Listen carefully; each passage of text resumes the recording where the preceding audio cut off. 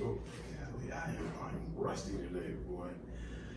But the same thing still remains is that we are live. Oh, that's your new thing. I forgot. That's my new thing. Boo. Getting to put on t-shirts. We are. I don't know if I like that. I think you need to come up with something else. Nope, I'm stuck. I'm on it. I'm on it. Did you know your son has a clothing line? Mac sauce? Have you seen it? I'm looking dumb. Duh. Oh, okay. Well, I've seen him try to do designs and stuff, but I didn't know he was official yet. Yeah. How do you know this? He told me today. He texted me today. Communication. So, I'm a little jelly right I now. wasn't gonna say anything, but you started talking about. I was like, oh, it's like coming up with something original. I'm thinking, oh, well, somebody did come up with something original. That's a little stuff. So he has it already? It's already printed? He has a couple of samples. Let's put it like that. And he showed them to you? And you did not share that with me right away? No, I forgot. You weren't here. You were in school. Why didn't he? See, he don't text me about anything. My kids talk to him more than they do me, seriously. We had a long conversation about it, too. Wow. Scroll to the side. Oh, that's the emblem that he had done before. All right. So he got the whole outfit up. Oh. Yeah. I hope he's printing. I hope he's printing the pink one for me as a gift, right? Probably not. Oh, that's why he doesn't message me. The world is that. And play. Looks gross. Oh, I ain't gonna tell you what I thought it was. Don't matter. You gotta move on. I was like, wait, what? For those of y'all that didn't hear me before, we are live. I am your host, Dwayne Custer, here on the Custer Chronicles, along with my also host, Kelly K. Kelly K is in the building. We are here. She hasn't said that in a long time, so she was a little rusty. Right. I was like, wait a minute, what's my name? We haven't said that in a while, but I am your host, Dwayne Custer. I don't want to go by Kelly K anymore. Well, choose your nickname now. It's season 2. Let's get it in. What you want to be I'm called? a Custer now. Just want to get Kelly Custer. Yeah. That doesn't sound cool. Well, you do Dwayne Custer. What's the I'm difference? stuck with it. I've been saying it for the last 45 years. Okay, I'll stick You with only Kelly K. listened for a few months. Unless somebody gives me a better name. Well, I could go with my normal name, Matt 10K. No, you can't. Never again. Never again. Never.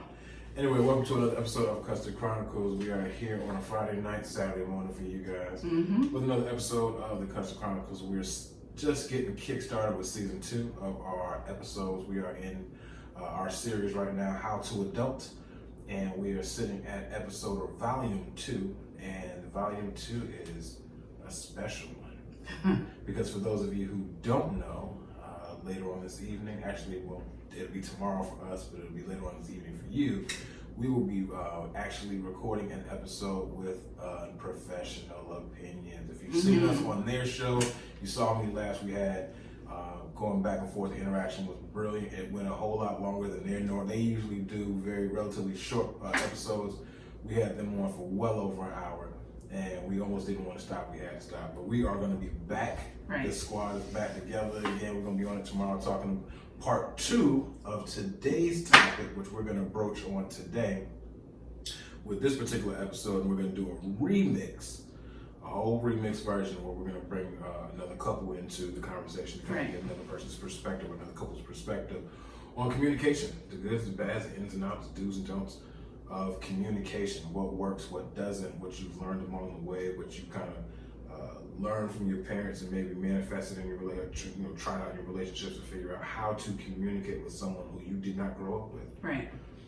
Because you definitely got to learn each other. You have to learn each other.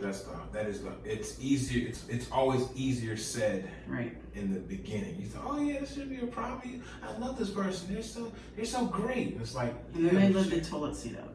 Yeah, they live the toilet seat, or they smack when they chew, or they're not considerate about, whatever, taking the lint out of the lint trap. Right. Leaving washing dishes in the sink. Yeah, leaving dishes around. Now, I think we need a disclaimer. just because we do all this doesn't mean we're perfect. Oh no! By any means, we can give advice all day, but we're still learning and growing ourselves. This is more of a discussion than it is an advice session because I am in no way, shape, or form an expert advice on how to communicate. In fact, that is it's funny too because I can hear myself communicating with people at work. I can hear myself communicating with just random people. In my communication level, I can get my point across, and I've been complimented for being able to get my point across, being able to talk. Here, I get frazzled too quick.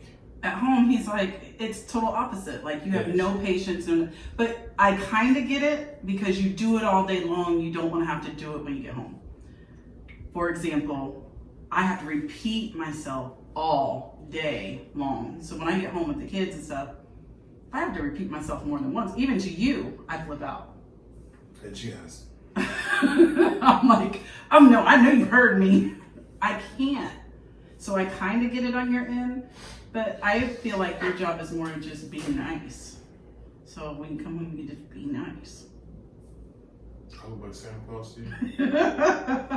Well, you're nice to the people on the phone. If you can filter it for them, filter it for me. I get paid to be nice. Oh, you don't get paid for me? The food that we eat in is based upon me being nice. No, you don't get paid?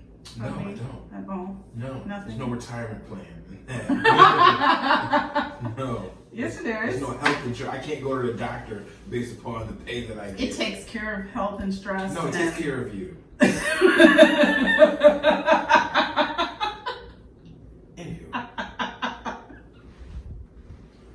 I apologize everybody. I am looking really, really scruffy. I have not shaved all week, so I'm looking real. It's been a long week. Mountain manish. I have not had the patience and or the time. I have been sleeping up until like minutes before I had to go to work.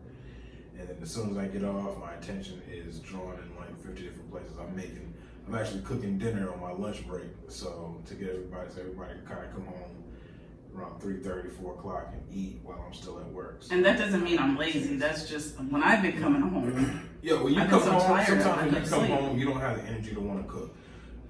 So I get a 30-minute break. So what I do is first thing in the morning, and this was a communication thing. If we're talking about communication thing, at first, we were door dashing everything. It was DoorDash every single night. Every once in a while, we would cook. Because we're forgetting to take something out in the morning. Yeah, it got to a point where it was like, we don't have to spend this money. We still got chicken in the freezer. We still got this in the freezer. So then it became like, all right, well, during the summertime, that's cool because she's home all day. And I had just started this job. So trying to figure it out was just kind of like hit or miss. We'll just play it by ear, however we feel that particular day. Then we had a conversation after the discussion of, we have food in the house, why are we spending so much money? Then it became, all right, we need to figure out a plan of who's going to cook dinner. And I made the mistake of saying that I would cook dinner. She took that as every day, forever. So I literally will ask him, so I'm kind of hungry. Plus every single day, men, if you feel me, if you know, you know.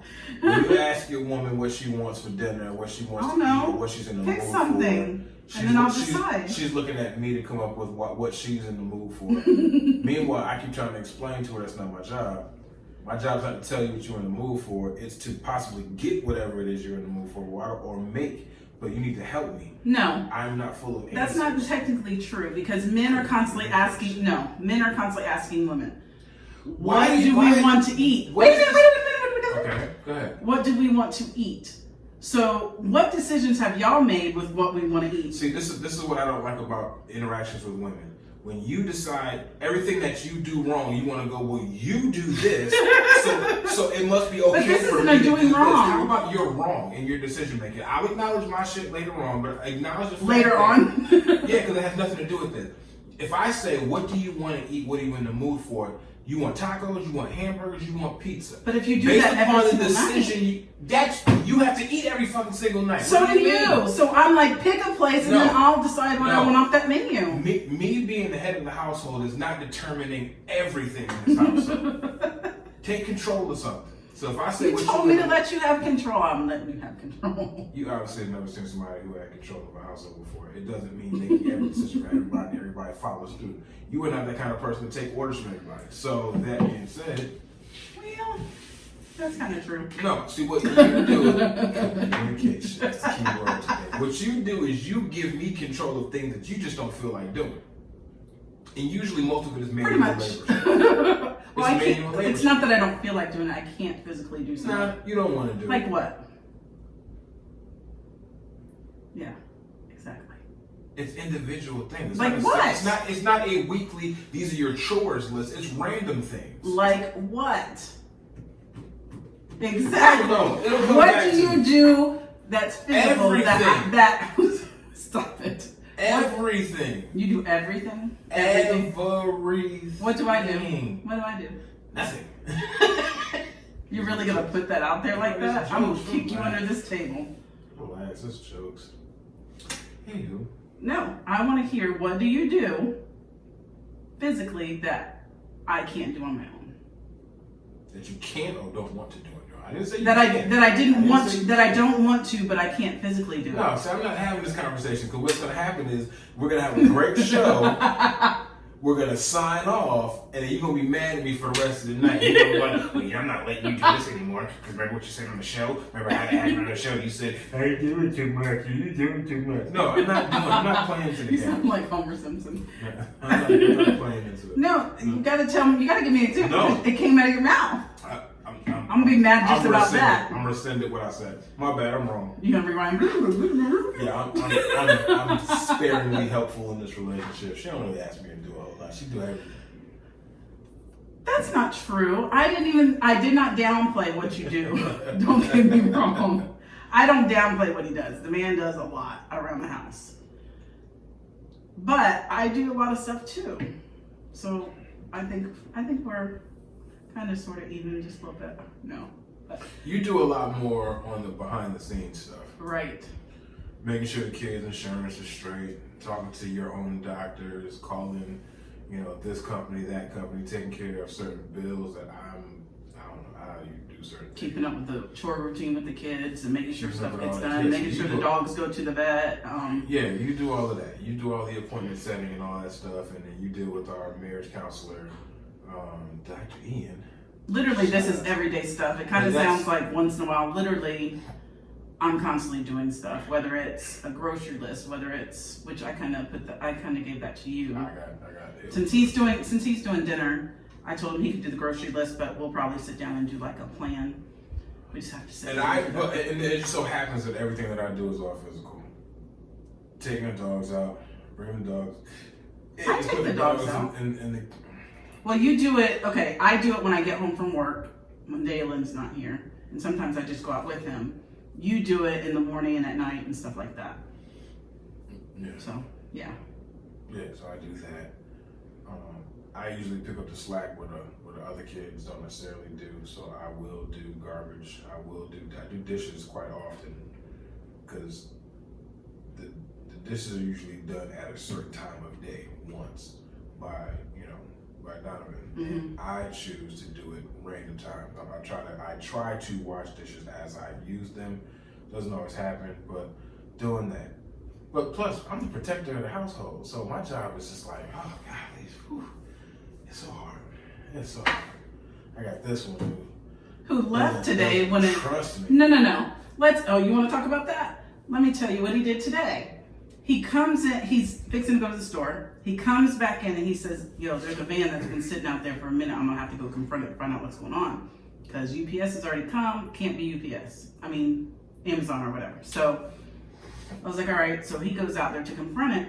Now he had walked out to his car, saw the man, and came back in to tell me this. When he went back out, even though the man had been there for a while, the van was gone.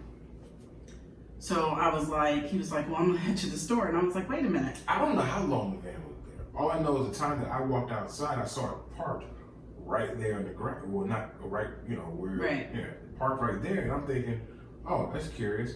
Maybe this is the person that dropped off the packages. So now I'm sitting in my car wanting to see if somebody's first I thought you ordered DoorDash. And I'm like, oh, somebody's dropping off food, I'm gonna wait. But whoever it was, I couldn't see inside, it's dark.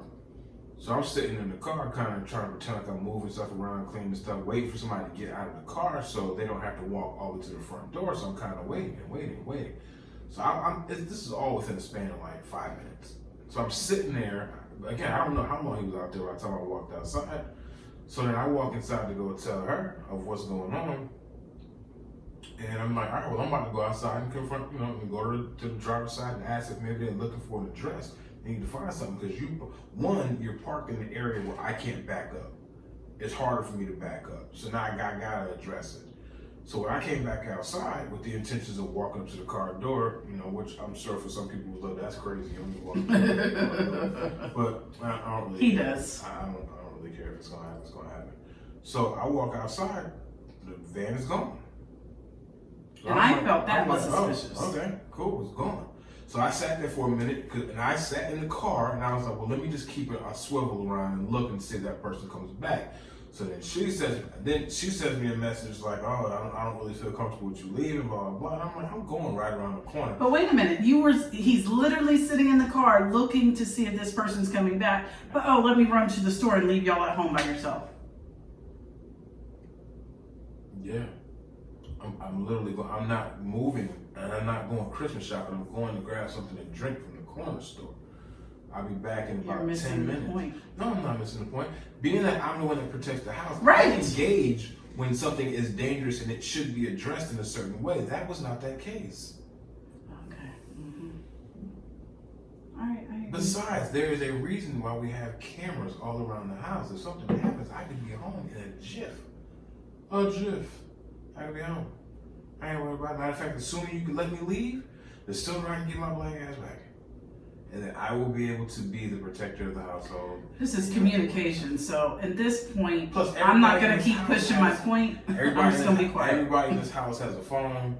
Everybody got a laptop, iPad. Everybody, and they can call and text me and or the police if that was the case. If something were to happen, let me know. Matter of fact, you know what someone who was trying to get into the house wouldn't expect?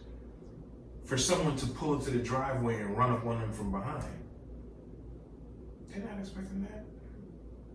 I'm strapped. So this is an example of communication where when you don't agree with someone, you just shut up.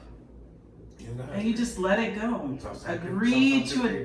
You don't need to understand it, girl. Protecting this house is my job. He is earning his slap tonight. My job. Men, if you are the protector of the household, doesn't it feel more offensive if your wife steps in there and tries to tell you what you should do as far as to protect the house? I didn't tell you what you should do. I told you Yes, you did. I told you I felt uncomfortable because you just told me a van was sitting out there. And you said, I don't think you should leave. And now you're leaving me. Yeah, I'm coming back. Oh, babe, there's a van out there that might be strange. I'm going to go knock on the door. But you know what? It's gone now, so I'm going to go to the store. You can't come in there and tell me something like that and have my radars up and then leave. I didn't see the problem. I'm sorry. I see a big problem. I didn't see the problem. That's communication. Because apparently we are not on the same page. Mm-hmm. I didn't see the problem. And we're not going to agree. There's no reason to keep on and keep on and keep on. We're not going to agree on that. Yeah, we are. I think we could. All right, so as far as communication goes, let's go Men back. just say, okay, yes, as far as sure, communication goes, listen, as far as communication goes, did you grow up in a household where there was a head of household? And who was it? My mom. So you're used to the women being more dominant than the men, and the men being docile. So when you dreamt of your relationship, is that how you dreamt your relationship being? Like, oh, I'm gonna run stuff, and he's just gonna be there to be the handyman and lift stuff that's really, really heavy. Is that how you saw things? Just because your mom set the blueprint? Let's see, grandma, yes. Mom, yes. Yeah. Well. And you and your sister are definitely the more dominant. The women in our family are, even on the Williams side, are very. Is dominant the word? Annoying. But I guess that's the word. But it's not that. It's okay for me. Not only did I have that personality from the age of 18, leaving the house, I had to take on, even when I was married, I had to take on all these responsibilities. I had to take care of the bills. I had to take care of the kids. I had to make sure that the house got clean. I had to make sure dinner got cooked. I had to make sure all the appointments were made. I took care of all the insurance. I took care of everything. And they just played PlayStation. Okay, so you are intelligent enough to see when something doesn't match everything else that you've seen your whole entire life. One of these things is not like the other. So why? But I've been really letting go. If you want to be very honest, I've let go a lot. More than you could possibly imagine. Again, you keep putting the things on. I don't let anybody. Do. I don't. Okay, I would let the kids clean the house, but then I would go behind them and stuff. I don't go behind you. Even when I want to, I don't go behind you. I trust you with that, and I leave you with the kids to deal with that. What? Nothing. I'm not going to have that conversation because that's just going to open up a can of worms we don't need to go to. No. The episode is about communication. Okay, the communication is this. He will move stuff. Like what? Like the toaster and the little thing and all that stuff. I think it should be. Right, and I will come back in and I'll move it and I'll be like, okay, this is what I like it. And I come back 2 days later and it's changed. And I'm like, don't nobody care how you like it. There's other adults that live in this house. But you have to understand. I'm like, okay, so you have to see the error in your ways. I do, but it doesn't mean that I'm going to like stop it because I don't know. Like it's my OCD. I can't help it. If you want to count this house as being ours and not yours, you have to be able to let go of certain things. I did. I let go of the office. Do you realize the kitchen stuff is the way that you left it? I just left it there because I'm like... Because I can't move it. I've heard her mumble, I ain't toasting like that. I ain't stuff over here. I ain't realize this sitting over here. Yeah. And it's one of those things that I know that if I respond to, it's going to be an argument first thing in the morning about a damn toaster. So I'm not choosing to battle about a toaster. So I let it go. So I'm just going to leave it there so at least she can say, well, I'm making a toast for her in the morning. At least the toaster is where I left it last. So Okay, I've left your closet, your side of the bed, your drawers, the stuff you've been working on in the garage, this room. I've let a lot go. That literally I'd be like, no, move it here. And hey, I want you to, like the garage, I let you just do what you wanted to do. Because you didn't want to help. You were just like, yeah, I might give you some ideas on what you've done wrong afterwards, but I don't want to help. So I don't even want to stay out here long enough for you to ask me. I figure like okay, if I start giving you too many really instructions, you're gonna be like, you want to go out here and help? And I'm gonna be like, fuck no, they don't want to. You don't want to help. Here's the issue. It's not that I don't want to help. I can't always help, and you know that. So we can joke around all day long, but there's things right now physically I can't do, and you know that. I will literally. Let me tell you what he does to me. He says that he does so much, but this is what happens. And me and Donovan, he doesn't know this, but I turned around to Donovan. Donovan was washing dishes one day, and I said, "Watch. Everything I do, he's going to take away from me." And he said, "What?" I said, "Just watch." So I picked up the broom, started sweeping. Here he comes. Give me that broom. You can't be sweeping. You know you're going to be hurt later. Like, all right. Then I went over to the table, started spraying off the table. Give me that rag. You can't be leaning over to do that. And he goes and does it. It's like, okay. I went and got the Swiffer sweeper. Give me that Swiffer sweeper. Everything. And Donovan and I were cracking up. He had no idea what was going on. However, so I'm a joke. that's what he does. Ha ha, funny. That's what he does. However, he is trying to make sure I'm good. I'm trying to keep her from hurting herself. Right. If she leans over too far to the right or bends down too much, she'll re-injure her side. She's still healing from a broken rib. So, her sitting there doing this, for 20 minutes, it's going to aggravate something. There's no sense of me watching her do that while I'm... And when I do that, it no longer aggravates. Passing around. For those of you that know me, I've had 2 back surgeries within a year. So sometimes when I do certain motions like vacuuming or like sweeping, which I love to do my floors, which drives me crazy, that tends to aggravate it for some reason. So because it activates your core, so you're tightening all this up to stabilize your arms, and that just stabilizes the muscle that's still sore. Now, honestly, I'll go and do it, but this is how it is. I'll go and do it, and he'll come around the corner, and I look at him like a little kid. Oops, I shouldn't be doing it. Here you go, because he does not want me to do certain things. So I have given a lot of it up. When it comes to washing dishes, I'll wash dishes, but like after Thanksgiving, I did all the kitchen to wash dishes and all that. It was a lot, but it was whatever. But if I stay in there way too long, like standing on that tile will start to bother me. It sucks, but that's where I'm at right now. So let's get into a little bit deeper into this communications topic. Oh gosh. We've had conversations recently, actually multiple times, but recently it's come up where you feel like it's harder to communicate with me or tell me things that I'm doing wrong because of my response to it. Yeah. And if anybody out there can relate, sometimes, all right, fellas who like football, when let's say for instance a wide receiver and a DB are in a play. Wide receiver doesn't like what the DB does, he throws a punch.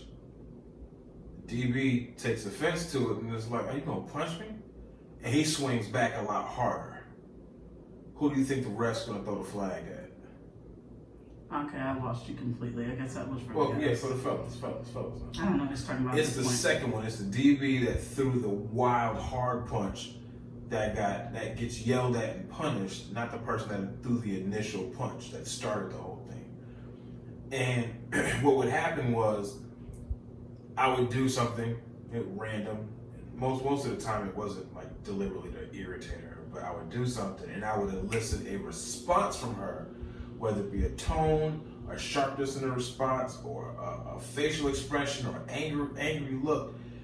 And my first reaction is, what are you like? I'm almost more. I'm defensive. I either go, Barry, what are you mad about? What's wrong with you? Or I'm like, oh, why are you responding like that? Like, how bad do you want to like really have? He goes 0 to 100 because.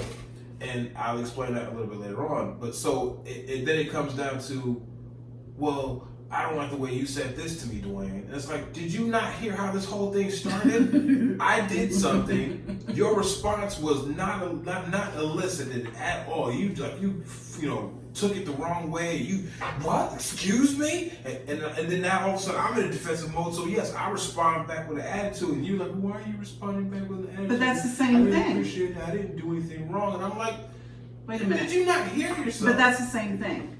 I saw you do something, and I'm responding to that, even though you feel it wasn't that way. Now you're responding to me. I don't feel it was that way. No, you're responding to an action. So let's say, for instance, I kicked the side of the bed, or I don't remember what the last thing was that I did, but it wouldn't. Oh, I know what it was. The thing at Walmart. You don't remember. So we're walking down the aisle at Walmart. We just relatively got there. I'm walking behind, pushing the cart, and she's walking down the aisle trying to find some dollar stuff for the stockings. And I'm thinking, hey. You're only telling this story because you were right. Yeah, I'm telling you. This is the only way. I may not write the whole conversation. I need to at least use one conversation. So I'm walking behind her, and I said, and she's focusing on both sides of the aisle, and I said, you know what, I think I'm going to wait till next week to buy my stocking stuff. Excuse me? Now, that tone sounded irritated. The facial expression added to it. It confirmed it for me. She turned around with like, did you just call me a bitch facial expression? All I said was, I think I'm going to wait till next week to get my stocking stuffer stuff. And I repeated, I said, I'm going to wait till next week to get my stocking stuffer stuff. And, I don't understand why you're so upset. And she was like, oh. Still no answer as to why she's so upset. So then she walked off. I'm like, what made you mad? What you mean? You didn't say that right then? I'm not mad. He didn't ask right then. You never asked. Yeah, I didn't. Well, I don't remember what I asked. No, but I remember, you brought it up in therapy. No, you brought it up in therapy. I remember eventually asking. No, I said it when we were in the parking lot walking back to the car. I said, what happened? Yes, I did. Our therapy was not the first time that I brought that up. We talked about it that same day because I told you I was offended by the fact. I'm going to just give him that part, but he brought it up in therapy. I'm going to start recording our days. I'm just going to put everything on audio recording. You need to. And you will realize how many times you tell me we have conversations and we don't. On the way to the car, we were leaving. Okay. After we did all One of us, our memory is really bad. No, you know what? It might be me. Most of the days it's me, but today it's you. I'm telling you. I think that little pieces for both of us. Here's the thing. anyway. I'm not afraid of confrontation. No, I just get exhausted by it after a while. So if we get into a confrontation, I'm all for it. Bring smoke. But I get exhausted by it. Like, this is like day 3, argument 14. I'm exhausted. So in certain cases, okay. You are. If you really think I'm dramatic, then you must not have seen you must not have heard some of the things that I've said during our conversations that I've seen that you thought was over the top. That I'm like, I'm exhausted. You can't say that I'm dramatic. Don't say I'm dramatic. Here we go. 0 to 100. I told you. Anyway, here's where it came from. So early in my dating career was a whole lot different from a lot of people's. I didn't start dating until I was 22. My first girlfriend didn't come until I was 22, and she was hands down more dominant. She was the man and the woman of the relationship. I was just there for style points. So I'm in this relationship with her. She's basically telling me what to do, what to wear, how to wear, why men don't do this, why men don't do that, because she had a very dominating father in her life to raise her. So basically, and I did not. So she is basically, and that's not a shot at my dad. I'm just saying, at about 22 years old, there was a lot of things that I didn't lack, and I had a whole lot of bad habits and I also didn't have a whole lot of relationships to kind of feed off of. Anyway, so I'm in this relationship. She's the dominant one, and like when I tell you, she punked me so many times, and it ended for specific reasons. But I spent 3.5 years in that relationship getting treated like an absolute, just bottle service girl, in a relationship that I felt a certain way, but I wasn't smart enough or witty enough to win arguments. So when we argued, she would quickly beat me down in an argument and made me feel stupid for even trying to argue with her. So I started feeling like really defeated. So going through 3.5 years of that, and basically everything that I did, like she would pick out my outfits, like, nah, whatever you got on, I don't like that. That's whack. That's not how real men dress. You need to have Timbs on. You need to have this on. So I was dressing the way that she liked. She took me shopping and she was buying stuff. I paid for it, but she was like picking stuff out. So I got to a point once I moved to Florida where I was like, never again. And I took years of practice, but I was like, never again. I am not only going to not avoid conflict, I'm going to run headfirst into that, because I would avoid conflict or confrontation with her because I didn't know how to beat her in an argument. She was smarter than I was. And then I got to a point where I was like, enough is enough. So does that mean you think you're smarter than me? No, the argument part had nothing to do with smarter. I'm just saying that she was smarter than me. So anyway, so I got to a point, I want to say maybe 2006, where I was like, enough is enough. No one's going to defend me better than I could defend me. I'm like, listen, if you want to fight me, it's just going to have to be that. You're not going to beat me without losing a body part. If you want to try to out-intellect me, that's not going to happen. You can try, but I'll outwit you. If you're going to try to out-insult me... Who are you talking about? I'm just saying, I'm talking about confrontation, period. So I confronted my boss. Like, stuff that I say, what people say behind the scenes or whatever, you think, oh, you wouldn't say that to somebody's face. Yeah, I would. He is this way with everybody but me. Yeah, I would say that to somebody's face, and it wouldn't bother me. I'm like, can you confirm that? Just so it's out there. He's that way pretty much with everybody but me. Yeah, I was talking trash about my supervisor. Not really talking trash, but I was venting about how I felt like he wasn't good for the position because he was absent. I'd say he's like an absentee father. And I'm talking to somebody about it, and I'm like, it's ridiculous how I've been sending him messages about this particular situation. He doesn't respond. He leaves me on red, and I'm like, this is not how a supervisor is supposed to go. And it's not fair for me to have questions and not get answers. Have to go to somebody else's supervisor to get answers. And then I had my review yesterday, and I brought it up. I said those examples. I said, I feel like you're an absentee dad. I was like, I said, when I hear and see you, it's to reprimand something that we did or didn't do. But we don't hear from you any other time. You're not checking up on us. You're not telling us good job when we're doing a good job. You're just sending us reports and ghost. I said, because we don't know what you're doing, we just assume you're ignoring us. Communication. So whether he thinks I'm right in my approach or not, now he's aware of how other people think. And I'm willing to take the arrows of like, well, how dare you? I'm not campaigning to be your friend. You're a supervisor. You have a bunch of people that are under you looking for your leadership. Your leadership does not just comprise of you sending reports to us and tell us when we are back from lunch or breaks too late. That's not what a leader is. No one's gonna look at you and be like, yo, I graduated and moved to this position because this person trained, that my manager was a great mentor. That's not who you are. And I told him that. I was like, I need more. So, he explained to me what he was doing while he was busy, and it gave me a little insight. There was a lot that I didn't know. But I'm like, how am I supposed to know? You don't share. You don't communicate. Open your mouth. You can't feel a certain way about your spouse, not share with them and thinking you're doing them a favor.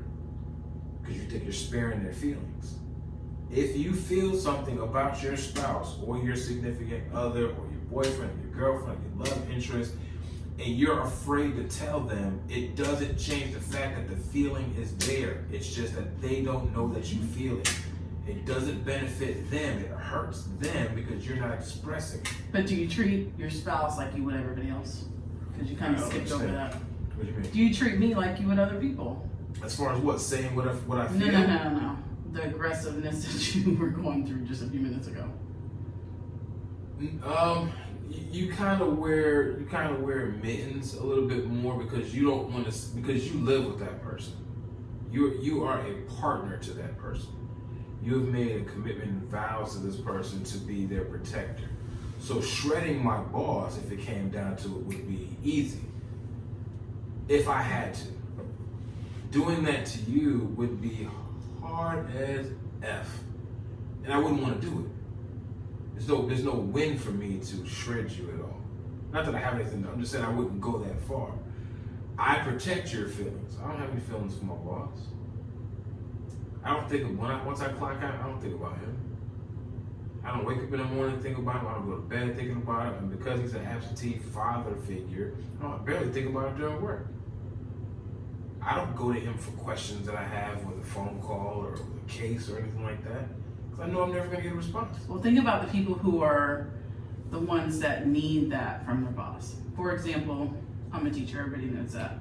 Our principal is very, very busy. She has stuff going on, but some people need, hey, you're doing a good job. Not through an email to everybody else, but walking in and saying, hey, I like what you did with da-da-da-da-da-da. Right. Something. Some people need that at their job. You might not need that, but there are people that need I don't need it. I appreciate it. Right. Because sometimes I work so hard. You want to know that somebody who actually sees it. Someone of meaning can actually hear it, see it, and they value it. I'm not asking you to give me a $100, $200 gift card, Visa gift card, because I've been getting great reports or whatever.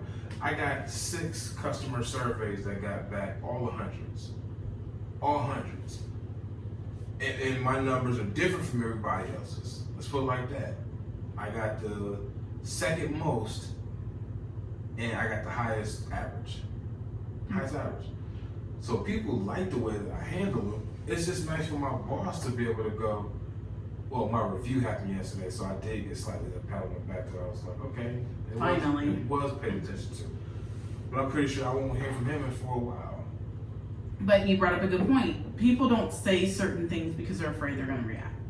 So if you're afraid that the other person's going to react a certain way, you're not going to say certain things because you don't want to set them off. I don't. So then you hold that in.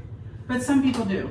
And then you hold that in, and then it's like, okay, when do I really need to bring this up? Is this really an issue? Is it not an issue? How do I bring it up? Because regardless, it might pop off. Like, what do you do? It's just like, I used to be told, men will tell you the truth as long as you don't react stupid when they're telling you those things. I'm not talking about cheating and stuff like that, but hey, I went to such and such, or hey, I made this mistake, or hey, this girl texted me and because if you're reacting a certain way every time they're telling you something, they're not going to want to tell you. So if you allow them to do that, but it is. The example that you just gave was a bit excessive. Which one? No, this girl's been texting me, but that's a friend of mine. No, that's. But a guy will not. I've heard certain guys will not. If they've had that open communication with you, like if you told me, hey, An ex texts me today and I flip out. Well, what the hell is she texting you for? I know y'all have been, and you go through this whole week drama with me. The next time that happens, you're just gonna delete it. You ain't gonna respond, but you sure as hell ain't gonna tell me. Yeah, I got you. So how you respond to stuff is gonna depend on how much that person's willing to share. I agree. Yeah, okay, you're right. That makes sense. So. That makes sense. And ladies are bad about that. Like, you really got to check yourself and be careful how you're emotional. And some men are emotional too. Whatever. And those men are called gay. A man that can pop off 0 to 100 when his wife says something a little sassy or whatever you want to say. That's my white word. A little sassy. You go 0 to 100. That's some emotional bullshit. Like, if you can't control yourself to just say, be like, controlling the room. But that's when you say, what did you mean by that? A lot of times, if you would just stop in an argument and say, what do you mean by that? A lot of times the conversation can be over. Let's go back to the Walmart thing. Facial expressions. No. To go. What do you mean by that facial Let's go back to the Walmart thing. He spent several hours that day being mad. Then, after our therapy session or whatever, we went to CVS. And when we're getting out of the car, we're talking about it. And I'm like, let me explain to you why you got that face. My entire life that I've had kids, from 19 till now, I've always done the stockings. No one in my entire life has ever said, hey, I'm going to pick up a few things for their stocking too. I don't even get anything in my stocking. That was the first time ever I have ever heard that. So when I looked at him, I was more in shock. Are you serious right now? Yes, because for some reason you work backwards. So for you to be in shock, it warranted an angry response, not a. That is my shocked response. What did you say? Do you know who you married? Oh my God, let me saw your naked in public at the Walmart. You're so awesome. My name is not Kevin Hart. No. You're so No. Yo, okay, so here's the problem. Understanding your past is one. Okay, fine, that's great. You had a past with a bunch of people that you had to do. You just told me the reason why you argue and go 0 to 100 is because of your past and Can a I finish girl. my sentence? Okay, go ahead. But at the end of the day, now I'm still in an argument with you because of your reaction, your facial expression. Now I feel like, yo, I said something good and you gave me an angry response. I don't care at this particular point. I don't care about the reasoning why. Now it seems like you're mad at me because I said I'm doing this. So now we're in an argument. But had you communicated that with me, I could have communicated what? What you just said. Had you said, "Hey, why did you?" Wait a minute. Public. Why did you?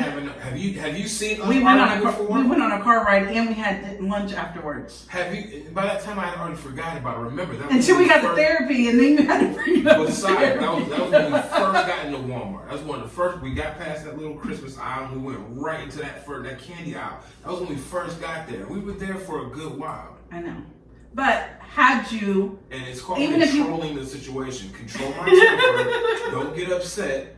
And hopefully it'll subside. But if it settles to the top, then that means they might have to get addressed. As y'all can see, we're not great on this. We suck at communication. We communicate all the shit we really need to say hours after the fight. Yeah. After a whole then all of a sudden we can think, comes out. Here's our problem. We both talk first, think later. When really you need to take that second to step away and decide, is this going to matter in 2 weeks, first of all? And they go, but when we got in the car, had he told me what he just said right then, I could have told him and it would have ended. He salt. What's that word? You tell me. I told you I'm not correcting you. Tell me what the word is. I'm asking you, then it's fine. See, this is another communication thing. I asked him not to correct me so much because literally he is like the dictionary and I'm not. But when I ask you, you can still do it. Field education, go work hard. This Polk County education ain't much. Y'all can spell strawberries, huh? Got enough of those around there. Some of us. So, train of thought. I totally lost my I train thought you of thought thought. farted. No, I just lost it. No, if he would have, what? Just take this off. So it doesn't keep Oh, going. it has hit it a couple times. If you would have just communicated with me in the car, I would have told you. It would have been brought up again. But I don't think right at that moment I knew why I was reacting that way. I think that clicked for me when we were sitting in therapy. And granted, we go to, okay, let me be very frank. We go to therapy because we're not the best at everything. Sometimes it's good to have that middle person to kind of referee or say, hey, no, you were kind of wrong in this instance. Because we're both hard-headed. We're not gonna lie. We both want to be right a lot of the time. And that's 99% of our problem. However, when everything is said and done, we come back together and discuss and do whatever we need to do. So I can't say that we do that. We don't just let it go. No, we both at the end of the day we want the same thing, which is to be able to go to sleep in peace, not have to worry about, you know, we are not trying to sabotage our relationship at all, where we are venting angry words for the intention of hurting people, and then I'm gonna sleep in the living room on the couch and I don't give a damn about what you say, what you think. No, it's never purposefully disrespectful. We've gotten disrespectful. It's gotten like crossed the line, and I will admit I probably initiated that first. But I didn't do that necessarily. Never crossed the line. The looks we are giving each other tonight is priceless. Oh, it's gonna get better tomorrow. Well, here's the thing. You can't. I lost my train of thought again. I'm having a rough night. Cocaine's a hell of a drug. Hey man, I'm just saying, listen, communication is not something that's very easy, especially, like I said, I've been walking this earth for now 45 years, and we met 44 years. She's been walking it for 112 years. So you have two people who have had a trained way of life for a majority of their life, and now coming together, and what's worked for her in the past may or may not work in this relationship. Right. So you have to learn on the fly, make adjustments, and hopefully grow in the process. Now, for those who don't know, it's none of anyone's business, so I don't really share it, but for the sake of conversation, I've been married, this is my second marriage. This is her third marriage. So it's obvious that communication has shown itself as being important, and it's also shown itself as being detrimental to ruining a relationship as well, because communication wasn't there. And if someone does something, you don't understand why, right. And all of a sudden there's a lot more behind it, and you realize there's a whole lot, the writing was on the wall the whole time, but they didn't communicate. Or you don't discuss things, and you don't do arguments because, you know, you're in a relationship now and it's a new relationship, so let's not fight or argue. So then you get married, and then y'all start having the real arguments, and you don't know what to do with each other. Yeah. Like I'm sorry, do not marry somebody if you have not seen them angry, sad, depressed, happy, have money, not have money. You have to see them in every light. Eat, poop. Pee, brush their teeth, sleep, wipe their butt. This standing or sitting. This is now a debate. We're gonna ask them that tomorrow. Do you wipe sitting down just by leaning to the side, or do you stand up to wipe? I can't believe this is really a debate. You sit down. Who sits? We'll talk about this later, because we'll talk about this we're gonna have to implement that into the conversation later. But I need to figure out. Do people really? You think I'm lying? Down, see, I understand if you're a woman and you wiping in the front.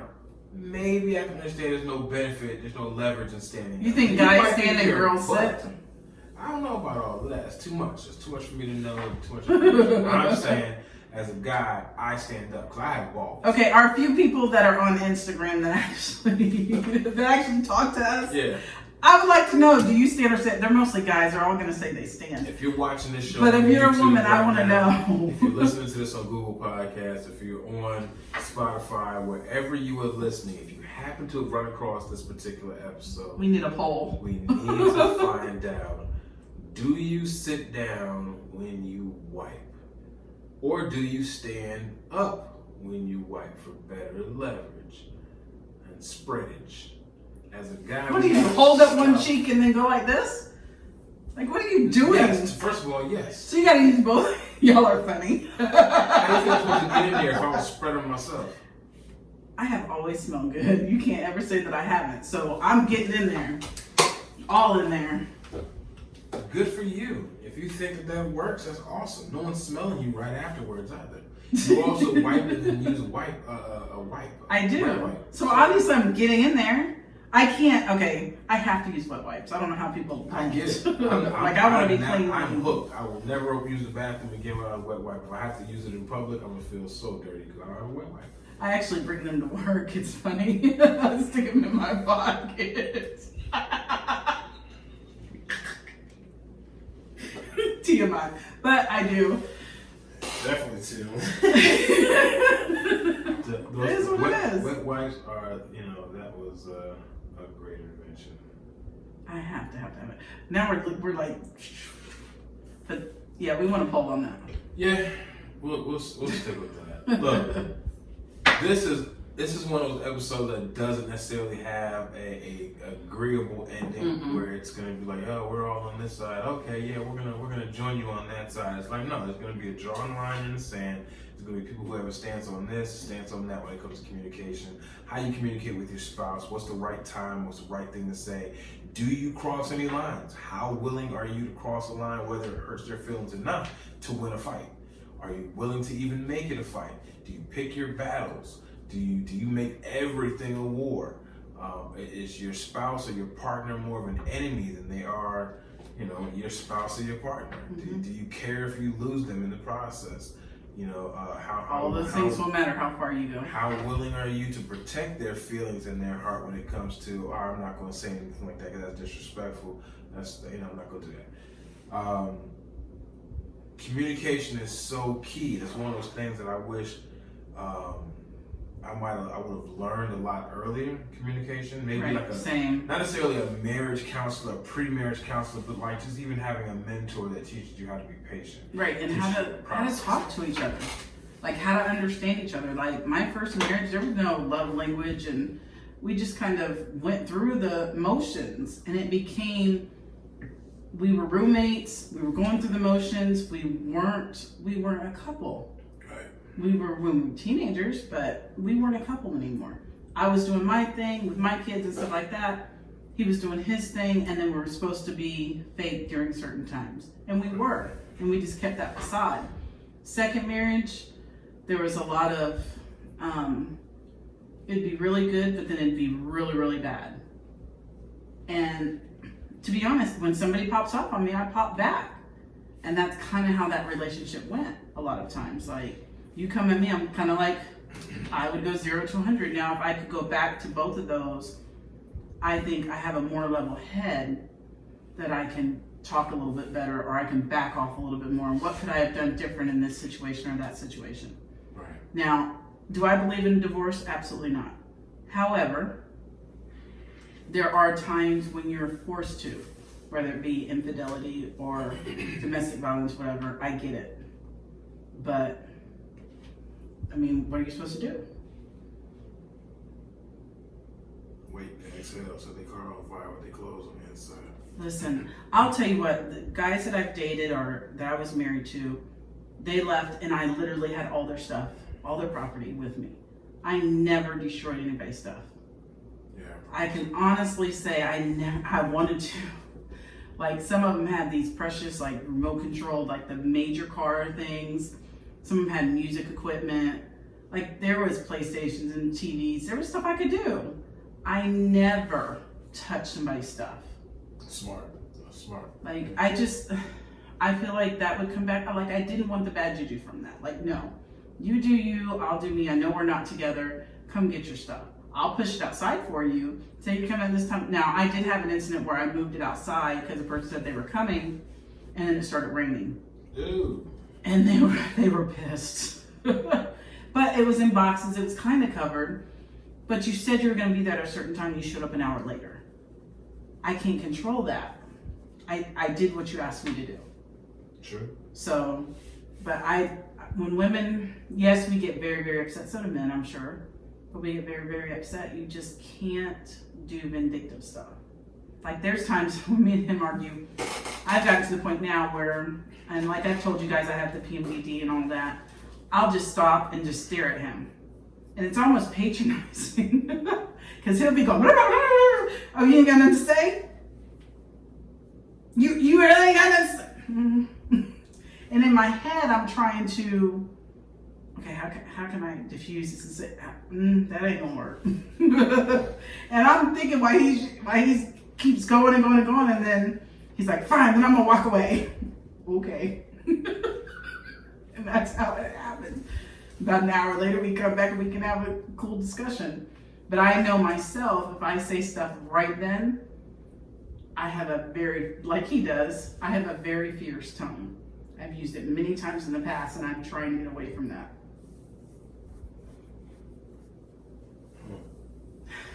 It's hard. Communication is one of those things that I think you could be married for 30, 40 years, and you might just be getting an understanding of how to communicate. It's called yes, dear. I was about to say, and most of the time it's you just appeasing your wife by not saying anything at all, fellas. One thing I can say, my stepdad, my mom would have her little fits or say certain stuff, and he would go out to the garage.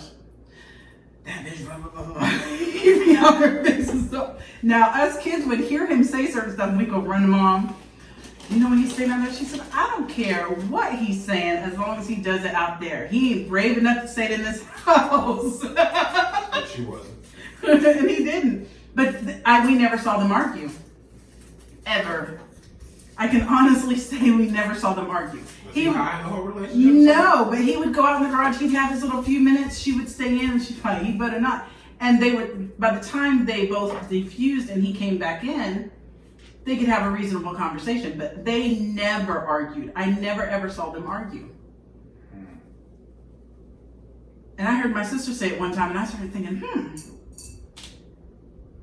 I never heard them argue. I never heard them really raise their voice at each other. It'd just be like, you could tell they'd make this look at each other, and one person would just leave. It was weird, but it was normally my stepdad. He would leave. Are you enjoying your Reese's Cups over there? Normally she would give him this look, and he would just say, and walk out, and he'd have it out in the garage. And we would crack up. We would crack up because we'd be like, But if I think about it, they both had that mutual respect. She would say her shit in the house, he would say his shit in the garage, but they never said it in front of each other and hurt each other's feelings, nothing like that. But we never heard them argue. Ever. Which I respect that, because I would like to get better about even raising our voice or whatever, like people, like the kids hearing us or anything like that. I would have liked in my marriages that my kids, well, I'm be honest, my kids saw a lot in my first marriage, and that was one of the final draws that made me leave. I was like, they can't see this happen and think this is okay. So not that I left for myself at the beginning, I left for my kids. So second marriage, a lot happened. So, but I had to make some decisions, and a lot of it was based on my boys. If you have a man that's supposed to be the dad or whatever to your kids, or the mentor to your kids, and you have 4 boys, there's certain things you don't want your boys to see. Whether it's putting their hands on a woman, talking down to them, not helping, like there's certain things you don't want them to see. And I respect you a lot because of how you deal with the kids and how you deal with me. Like they see a total difference of how I'm supposed to be treated. Like they know he's gonna take care of her. He's gonna protect her. You see, my son messages him about his whole clothing line before I even know. Like that's just how it is. So I mean, I don't know. Excuse me, guys. I'm eating my Reese's. He is all into these Reese's Cups, and I'm thinking, really? I hate them. I absolutely hate them. Anyways. But what my point was, is communication is a pretty tough thing. It's hard to get a grasp on. Doesn't matter how long you've been in your relationship. If you say that you have control over your relationship, you're wrong, first of all. You're misinformed, or you're not with the right person. You should be with someone that challenges you to be better. Yeah. But not challenges you to a point of breaking you. No. So we will have the rest of this episode with the one and only Unprofessional Opinions. Right. Rashard, Mel. So we'll be able to touch on some more deeper topics involving communication and getting a bird's eye view into another relationship, another couple's relationship, on what communication has meant to them, how they've developed it, built it over time, and what they feel like they've improved on and done differently than when they got together. So I'm curious on that one, and we'll see how that plays out. But I am going to sign out right now. We're going to sign out right now. Custer Chronicles. I am your host, Dwayne Custer, along with my also host, Kelly K. We are live and we are out.